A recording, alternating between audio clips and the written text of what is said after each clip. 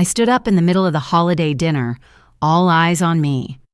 The room went silent as I looked straight at my son and his wife and said, "I'm done being invisible." My name's Sophie, and for 74 years I played by the rules of family. But this Christmas, when I was told I didn't belong, I realized something had to change. Have you ever felt like you were just not enough for the people who should care most? What do you do when you've had enough of being overlooked? Let me know in the comments if you've ever had to stand up for yourself when no one else would. Trust me, you're not alone. The music faded into the background, and I glanced around the room. There they were, my family. My son Daniel, his wife Laura, and the few remaining relatives. It all seemed so perfect, yet I felt strangely out of place. The warmth of the Christmas decorations and the laughter floating through the air should have made me feel at home. But instead, I felt like I was miles away from it all, sitting at the far end of the table, as if I were just another piece of furniture in a room full of memories. The chandelier's glow seemed almost too bright. The clinking of glasses and the soft hum of conversation created a symphony of warmth that I could no longer feel. The edges of my world had blurred into a fog I couldn't quite shake. The sound of voices around me didn't comfort me the way they used to. It was more like a constant reminder of how far I had fallen from my family's heart. I watched as Daniel and Laura laughed with my other relatives, surrounded by familiar faces that now felt like strangers. They were so immersed in their conversations that they didn't even notice me sitting there. I could see Laura's sharp eyes occasionally darting towards me, but only for a brief second before she turned back to someone else. Daniel's smile, once a source of comfort, now felt distant and strained. I hadn't realized it before, but it was so clear now. He had become more loyal to her than to me, the one who had given him everything. I couldn't help but feel the sting of being forgotten. The chair I sat in, pushed back against the far wall of the dining room, seemed to grow colder with each passing moment. The warmth of the Christmas lights didn't touch me anymore. I shifted uncomfortably in my seat, wondering if they even noticed how alone I felt. The more I tried to ignore it, the worse it seemed to get. I could hear them talking, but the words were muffled. All I could think about was how my life had turned into a shadow. I had always been there for Daniel. I had helped him when no one else would. I had poured every ounce of myself into his well-being, only for him to turn his back on me. It was as though I had become invisible to my own son. Then Laura's voice broke through the haze, and my heart dropped. "You don't really fit in here, Sophie. It's just not the right setting for you." Her words were so cold, so calculated. I could hear the condescension in her voice, the way she looked at me, as if I were some inconvenient relative who didn't belong. I wanted to respond, to defend myself, but the words caught in my throat. I was stunned. The shock of it all kept me rooted to the spot, unable to speak. A part of me wanted to shout, to demand an explanation, but another part of me, one that had grown tired of being hurt, wanted to retreat, to disappear into the shadows where no one could hurt me. It was as though everything I had built up in my heart was slowly being torn down, piece by piece.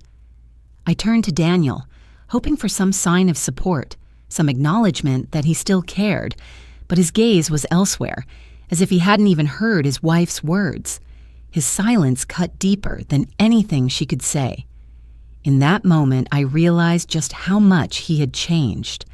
I had been so blinded by my love for him that I hadn't seen it before. He was no longer the son I had raised. He had become someone else, someone who didn't need me anymore. My chest tightened, and I stood up, unable to sit there any longer. The weight of their indifference pressed down on me like 1,000 pounds, and I couldn't breathe. I couldn't speak. I just stood there, feeling completely exposed. The music in the background seemed to grow louder as I moved away from the table, but the sound only made me feel more isolated. Every step I took felt heavier, like I was walking through a fog, surrounded by people who would never see me for who I truly was. I made my way out of the room, not caring if anyone noticed. I just needed to get away, to escape the suffocating feeling that had settled in my chest. Was I invisible to my own family? The thought echoed in my mind as I walked down the hallway, away from the laughter and the warmth. I didn't belong here anymore. Not in their world. Not in their lives. I wasn't needed. I wasn't wanted. I made my way to the back door and stepped outside, breathing in the cold air. The sharp, icy wind bit at my skin, but it was the only thing that felt real anymore. Everything inside felt empty. There was no joy in Christmas this year.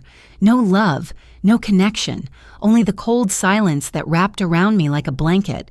The sound of the door closing behind me seemed to seal my fate. I was alone. And for the first time, I was finally starting to understand what it felt like to be truly invisible. As I stood there, staring out into the darkened yard, I knew I had reached a turning point. I couldn't go back to being the woman they had dismissed. Something inside me was changing. Something that would force me to take control of my life, of my future. I wasn't going to stay silent anymore. I wasn't going to let them erase me. And as the cold wind swept through the night, I made a silent promise to myself. This wasn't the end. It was only the beginning. That night, as I sat alone in my small, quiet home by the sea, the silence was deafening. The soft glow of the fire flickering in the hearth did little to ease the weight pressing down on me. Outside, the waves crashed against the rocks, their rhythmic pounding the only sound that seemed to cut through the heavy stillness. I wrapped my blanket tighter around my shoulders, but it did nothing to comfort me. Nothing could. Not anymore. I thought back to the scene at Daniel's house earlier that evening, the laughter, the warmth, the feeling that I was watching from the outside. The whole time I had sat there, trying to make myself invisible, hoping to be unnoticed, but still I couldn't escape the truth. I was already invisible to them, to Daniel, to Laura. I had never felt so alone in my entire life. The flames in the fireplace danced lazily, casting shadows against the walls, but even they couldn't distract me. I was too lost in thought. My mind kept returning to the words Laura had said, the way Daniel had avoided my gaze. How had it come to this? How had my son, the one I had loved and sacrificed for, become so distant, so indifferent? But as I sat there, in the stillness of my home, I realized something. I wasn't just angry at them.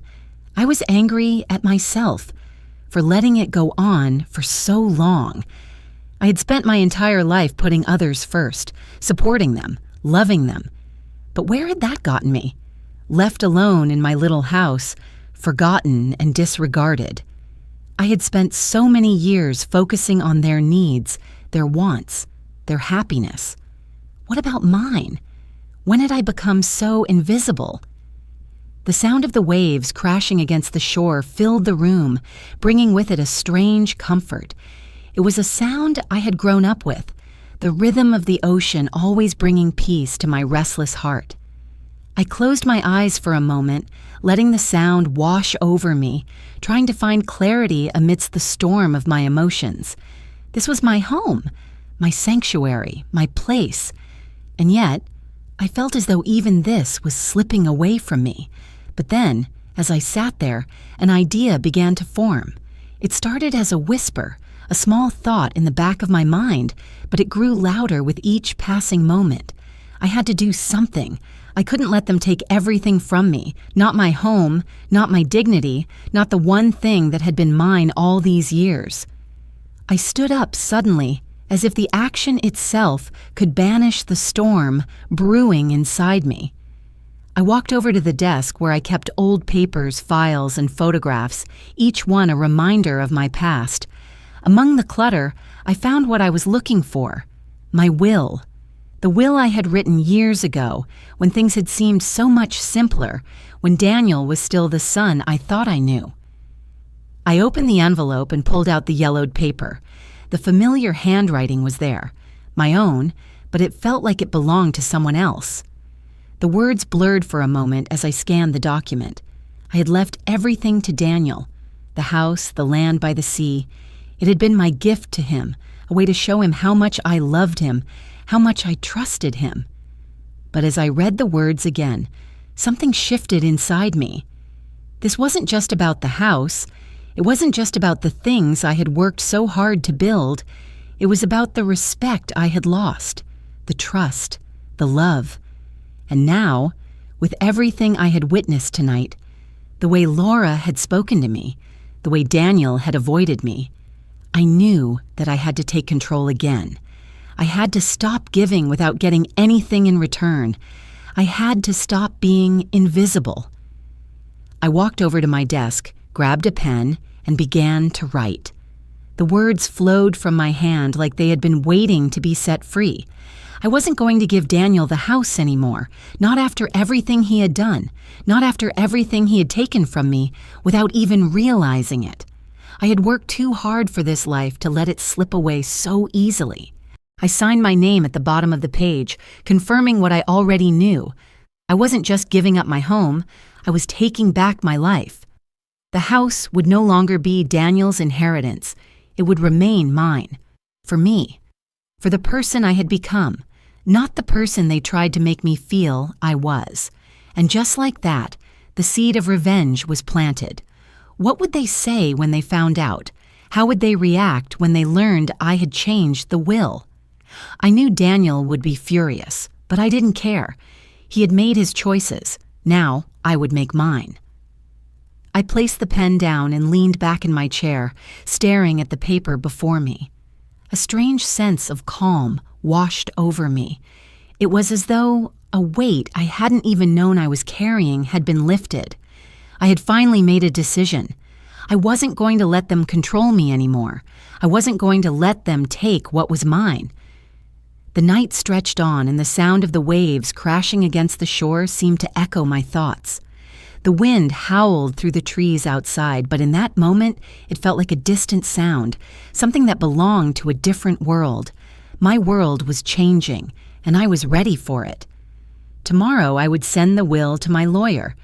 Tomorrow, I would take the first step in reclaiming my power. And as I sat there, with the fire flickering in front of me and the sea crashing outside, I knew that this was just the beginning of something new, something I would do for myself. For once, I wasn't going to be invisible anymore. When the phone rang that morning, I knew something had changed. The familiar ringtone, once a comfort, now seemed to echo with a strange sense of urgency.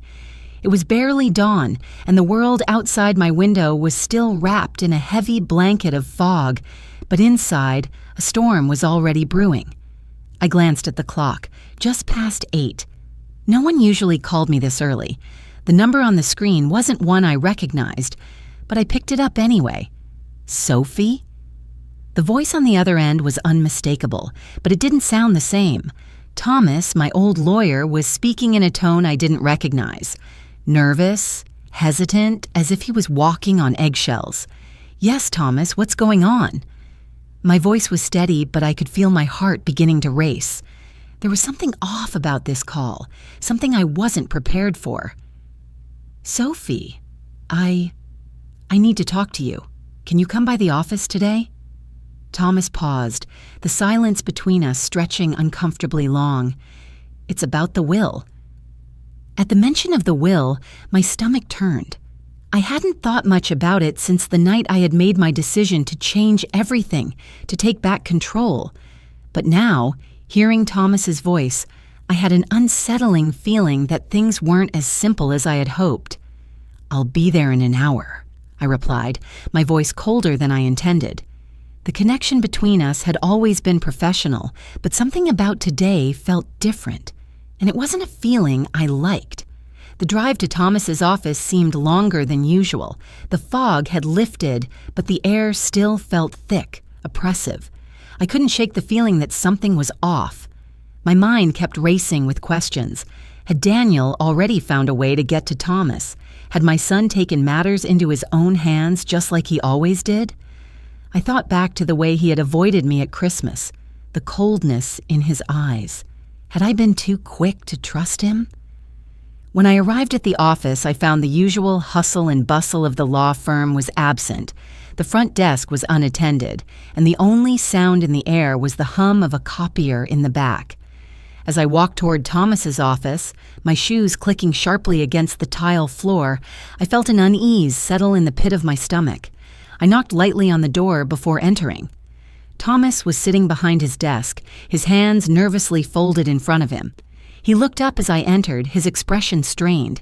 He wasn't the same man I had trusted to handle my affairs all these years. He was no longer the confident, reliable lawyer I had known. "Sophie," he said, standing up, his voice shaky. "Thank you for coming. Please sit down." He gestured to the chair across from him, and I took it without a word. My mind was racing, but I had to remain calm. I couldn't let him see how much I was struggling to keep my composure. "What's going on, Thomas?" I asked, my tone sharp. "I've been feeling a sense of dread for days now, and I need answers. What's happening with the will?" Thomas hesitated before speaking. "It's just...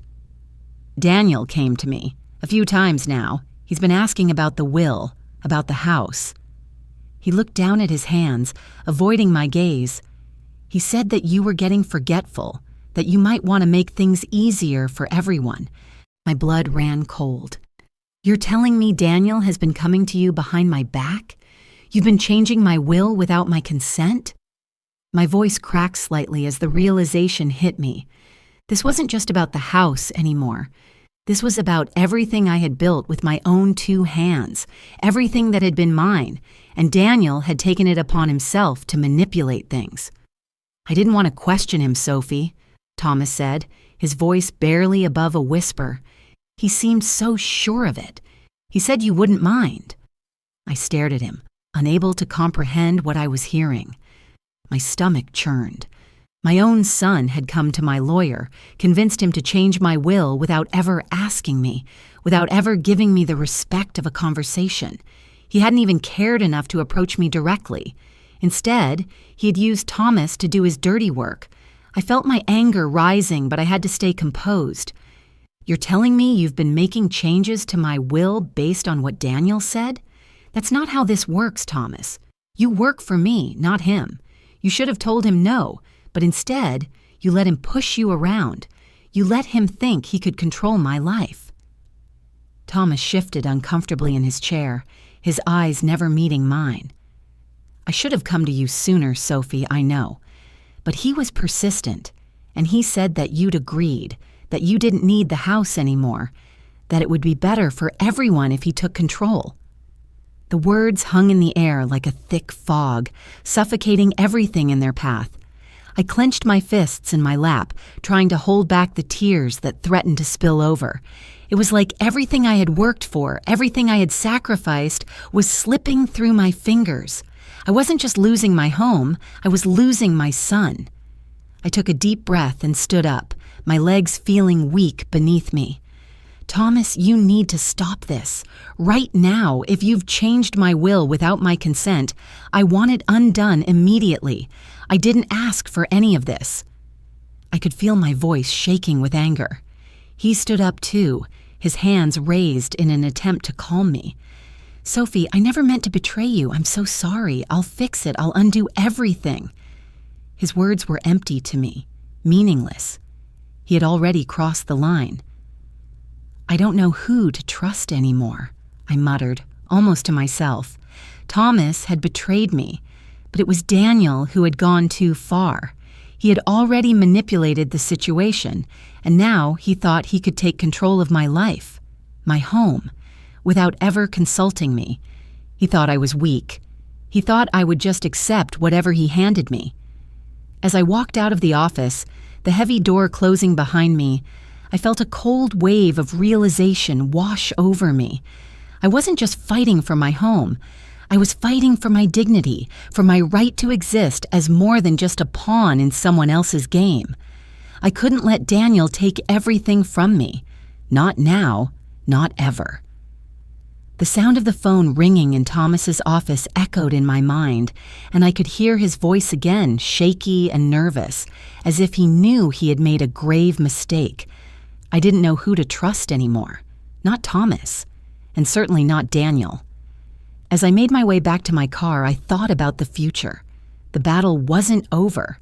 In fact, it had only just begun, and I would fight until the very end to reclaim what was mine. The room fell silent as I stood up, every eye in the room turning towards me. The sudden stillness was suffocating, as if time itself had frozen in place. I could feel their gazes, some curious, some defensive, but all of them intense, as if they had never truly seen me before. The warmth of the room, the soft glow of the Christmas lights, the muffled laughter and chatter that had filled the space just moments before, all of it seemed to vanish, replaced by an almost unbearable tension. I had spent so many years being overlooked, but today I was going to make them see me. The family dinner, another picture-perfect gathering meant to uphold the facade of unity and happiness, had never felt more suffocating. The clinking of glasses, the subtle exchanges of looks between Daniel and Laura, the soft hum of holiday music, all of it had served as a constant reminder of just how invisible I had become in my own family. But not tonight. Not anymore. I took a deep breath, steadying myself.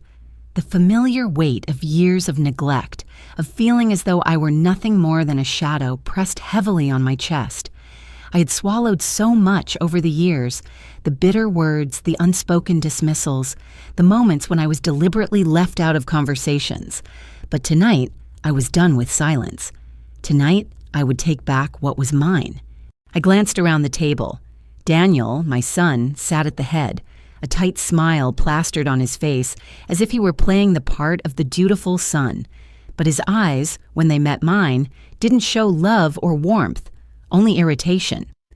Beside him, Laura, his wife, sat with a calculated expression, her eyes narrowing as if she could sense the shift in the air before I even spoke.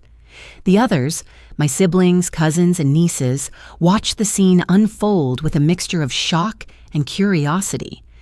"Everyone," I began, my voice steady but loud enough to command attention. "I've sat quietly at these tables year after year, pretending that everything was fine, but I can't pretend anymore. I can't sit here and watch as you continue to ignore me, as if I don't matter." The room grew colder. The conversations that had once filled the air were replaced by a thick, palpable silence. I could feel the tension, could see the discomfort ripple through the group. The clink of silverware on plates had stopped. The soft jazz music playing in the background was suddenly too loud in the absence of conversation.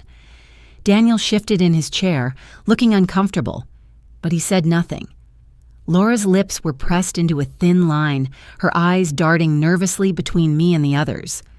"I know what you've all been saying behind my back," I continued, my voice growing stronger with each word. "I know what you've been planning.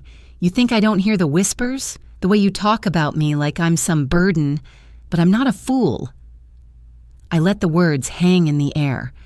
Daniel looked at me now, his face pale, the smile he'd worn so effortlessly slipping away. Laura's expression hardened, but she didn't interrupt. The others shifted uncomfortably in their seats. "I've changed my will," I said, the words slipping out before I could stop them. "The house will no longer be left to Daniel. I've taken back what's mine." The shock that spread across their faces was almost satisfying. I had watched as my son grew up, always expecting that I would be there for him, that I would always be the one who gave, who sacrificed. But somewhere along the way, that had changed. It was no longer about love or family. It was about control, and I would no longer let them control me. "I am still here," I declared, my voice ringing clear and firm, "and I won't be dismissed any longer." The words reverberated in the silence. I could see the realization dawning on their faces. They were all thinking the same thing. Sophie had finally snapped. But I hadn't snapped. I had finally found my voice.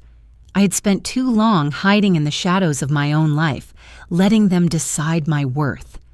Not anymore. Daniel opened his mouth, likely to argue or plead, but I held up a hand to silence him. "No, Daniel. "It's too late for that," I said, my tone cold and final. "You've shown me where your loyalty lies. You've made your choice." I turned my gaze to Laura. "And you, Laura," I said, meeting her eyes, "you've made it clear that I'm not welcome in your world, but I'm not here to beg for your approval. I never should have been." The room was completely still now. No one dared to speak. Everyone was waiting for me to continue, for me to explain why I had done what I had done. But I didn't owe anyone an explanation. Not anymore. "You're right," I said, the finality of my words hanging in the air like a storm. "I don't fit in here, but I don't have to. I've spent my whole life giving, sacrificing, and being ignored, but not anymore. The house, the memories, they're mine, and I'll do with them as I please." With those words, I turned and walked away from the table. The sound of my footsteps echoed in the silence, the only noise in the room. I could feel the eyes of my family on me as I walked away, but I didn't look back. As I left the room, I heard a sharp intake of breath behind me, but I didn't stop. I couldn't. I had finally stood up for myself, and for the first time in years, I felt like I had control of my own life again. Would they finally hear me now? Or would they continue to treat me like I was invisible? The answer didn't matter anymore. I had made my choice, and I would live with it. The silence that followed my speech was more deafening than any noise I'd ever heard. It was as if the room had been sucked into a vacuum, leaving only the faintest echoes of my words hanging in the air. I could feel the weight of their disbelief, their shock, pressing down on me. And yet, for the first time in years, I didn't care. It didn't matter what they thought anymore. I had said what I needed to say, and I was done hiding. But now, as I sat in the quiet of my home by the sea, I could feel the weight of the decision settling on my shoulders. The waves crashed against the rocks, their rhythmic sound a welcome distraction from the tumult of emotions swirling inside me.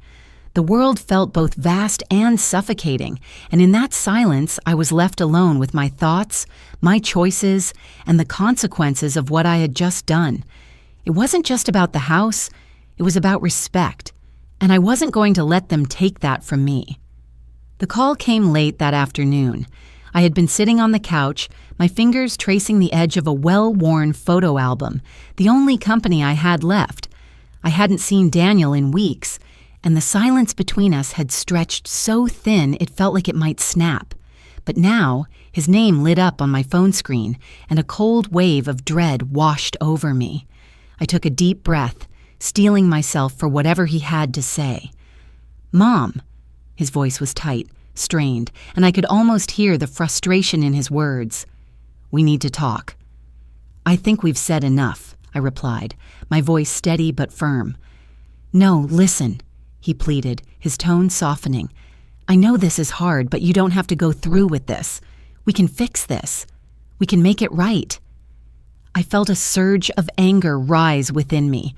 How dare he? How dare he think that his words could undo what had already been said? "What exactly do you want me to fix, Daniel?" I asked, my voice sharp. "The fact that you've treated me like I don't matter?" "I never meant to make you feel that way, Mom," he said, but I could hear the unease in his voice, the discomfort in his words. "But this isn't just about the house. You're my mother. I don't want to lose you over something like this." I could feel my heart beating faster, the frustration and betrayal clawing at my chest. I had been the one to sacrifice, the one to give, the one to always put family first. And now, here he was, talking as if he were the one who had been wronged. "It's not about the house, Daniel," I said, my voice steady despite the storm inside. "It's about you thinking you can control me, about you treating me like I'm nothing. I'm not going to stand for that anymore." There was a pause on the other end of the line, and when he spoke again, it was with a hint of desperation. "Mom, if you don't change your mind, I'll have to go to court. I'll have to fight for what's rightfully mine." The words hung in the air, cold and final.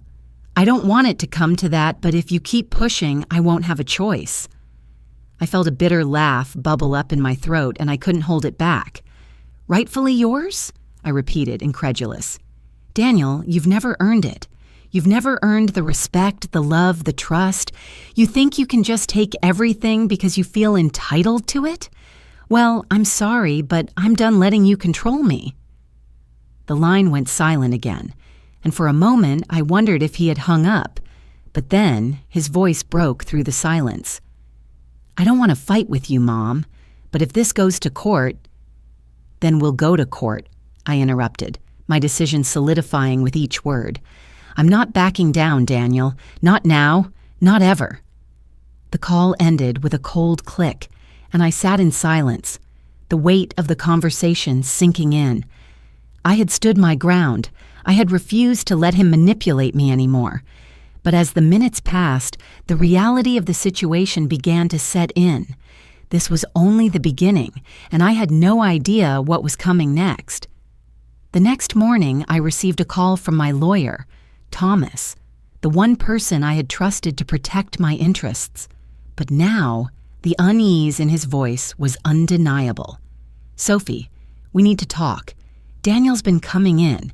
He's been asking me to make changes to your will. He says you want him to have the house, that it's what you intended all along." My blood ran cold. "What?" I asked, the word barely leaving my lips. "He's been coming to you behind my back, changing things without my knowledge." "I didn't know at first, Sophie," Thomas said, his voice shaky. "I thought he was just helping you. He said you were getting forgetful, that you wanted to make things easier for everyone. I didn't question it. I should have, but I didn't." The betrayal hit me like a punch to the stomach. Daniel hadn't even had the decency to confront me directly. Instead, he had gone behind my back, twisting the truth and manipulating the situation to suit his needs. And Thomas, he had been complicit. "You've betrayed me," I said, my voice cold and steady. "I trusted you, Thomas. I trusted you to protect me. And now you're telling me you've been changing my will without my consent?" "I never meant to betray you, Sophie," he said, his voice pleading. "But I was wrong. I'll make this right. I'll do whatever it takes." I didn't know whether to believe him or not. But one thing was certain. This was no longer just about the house. It was about my dignity, my right to be heard, and I wasn't going to let them take that from me. I wasn't just fighting for the house anymore, I thought as I hung up the phone. I was fighting for my dignity, and I would not let them take that from me.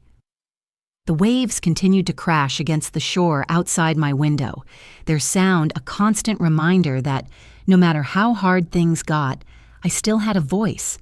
I still had the strength to fight. I would not let them win.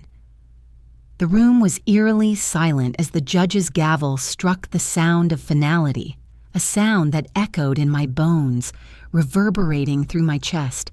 My eyes drifted over the room, seeing Daniel's face twisted in disbelief, Laura standing rigid beside him, her eyes full of anger. But for the first time in years, I didn't feel the weight of their disdain. I realized in that moment that no matter what happened next, I had already won. In the end, it wasn't just the house. It was my life, my voice, my power. It had taken me so long to find my strength, to fight for my place, and now, standing here in front of the judge, I knew I had done more than reclaim a house. I had reclaimed my dignity. The weight of the past few months, the betrayal, the hurt, it all seemed to dissipate with that single moment. I wasn't invisible anymore. The judge, a man with a stern but fair demeanor, had listened to the testimony, reviewed the evidence, and now his words had sealed it. My home, the one my husband and I had built, would remain with me. It was a victory not just for me, but for everything I had worked so hard to protect. As the gavel came down again, I felt a strange sense of relief, but also an unsettling silence within me. I had won. But what came next? I turned to look at Daniel and Laura. His face was flushed with rage, his jaw clenched tightly, eyes burning with something I couldn't quite place. Laura stood next to him, arms crossed, her expression one of pure contempt, though her anger seemed to be more directed at the situation than at me. They hadn't expected to lose. They hadn't expected me to stand up to them, to challenge them, but I had. I stood there in silence, my heart racing, but for the first time in years, I felt free. The battle was over. But was the war? The court was dismissed, and as we all slowly gathered our things, the weight of the decision felt almost too heavy. My lawyer, Richard, leaned over, placing a reassuring hand on my shoulder. His voice was low, almost reverent. "You did it, Sophie. This is a huge win." I nodded, feeling a sense of satisfaction deep inside. But then I glanced back at Daniel and Laura. The storm hadn't passed for them. It wasn't just the house anymore. It was everything. Their failure, their defeat, it was something they couldn't easily swallow. I knew they would be back for more, one way or another. But for now, I had won. The courthouse doors creaked open, and I stepped into the sunlight, the first real peace I had felt in a long time washing over me.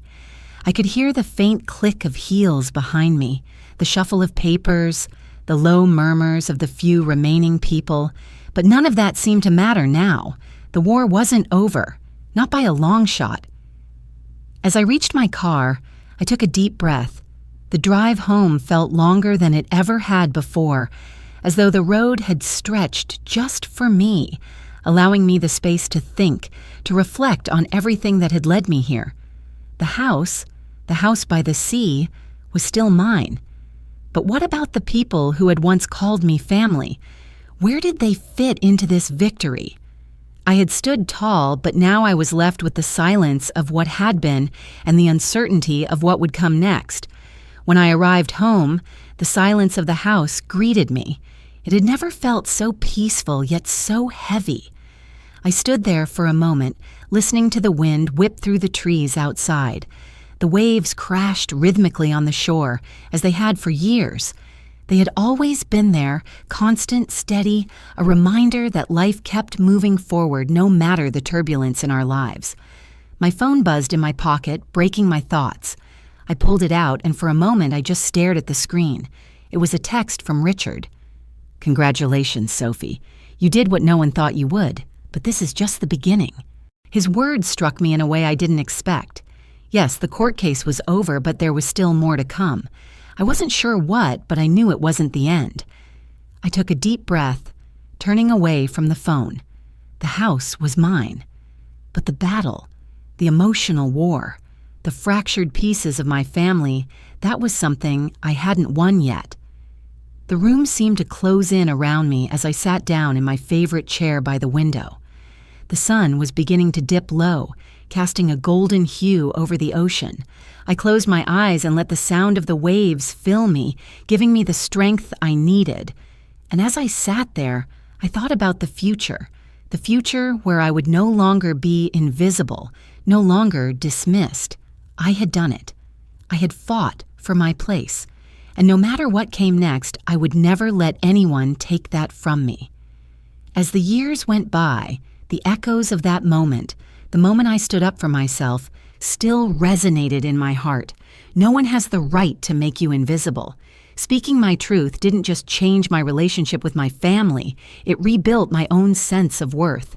But I know the journey is never perfect. Some wounds take time to heal, and some battles still lie ahead. If you've ever felt overlooked by your family, share your story. Let's remind each other we matter. It's never too late to reclaim your voice and your place in the world.